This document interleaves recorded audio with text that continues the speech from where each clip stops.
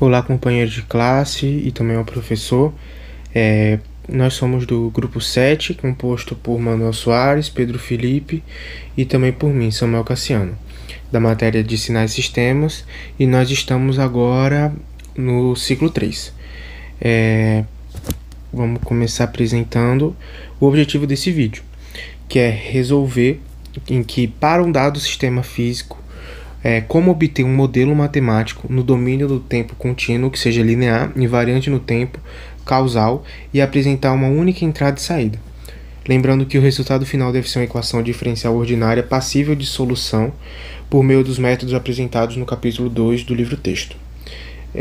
Eu já acho interessante mencionar a vocês que esses métodos apresentados no capítulo 2 do livro-texto são justamente a transformada de Laplace, no caso que eu vou resolver, para caso o t seja conhecido e existam condições iniciais, e também pelas soluções homogênea e particular, para entradas específicas, como degrau, impulso, senoidal, etc.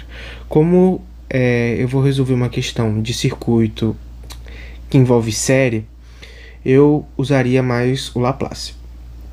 Então vamos agora para o escolhido, que, como eu já disse anteriormente, é um circuito elétrico RLC em série, que, como vocês podem ver, tem um resistor de resistência R, tem um indutor de indutância L, um capacitor de capacitância C e uma fonte de tensão, o de T, e a corrente I de T como a saída, né, como está aqui representado.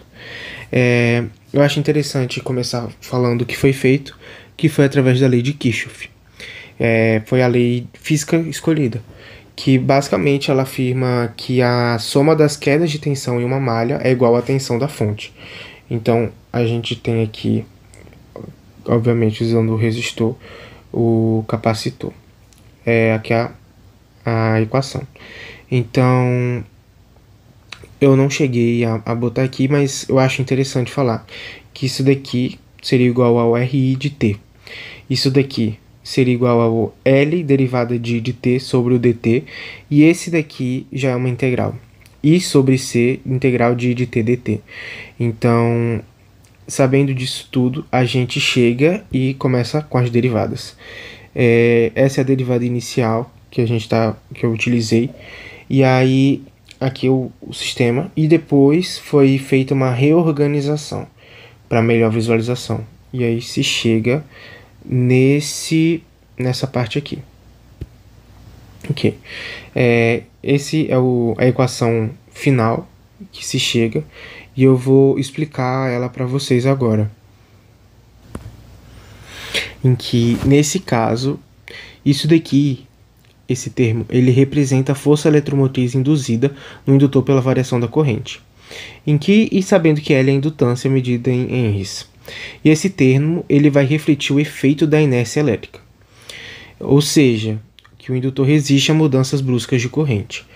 E uma coisa que eu acho interessante também de mencionar é que a gente tinha pedido nos foi pedido, na verdade, uma equação linear invariante no tempo, causal, e também a gente acabou usando uma SISO, né, Single Input, Single Output, né, que no caso é uma entrada e uma saída.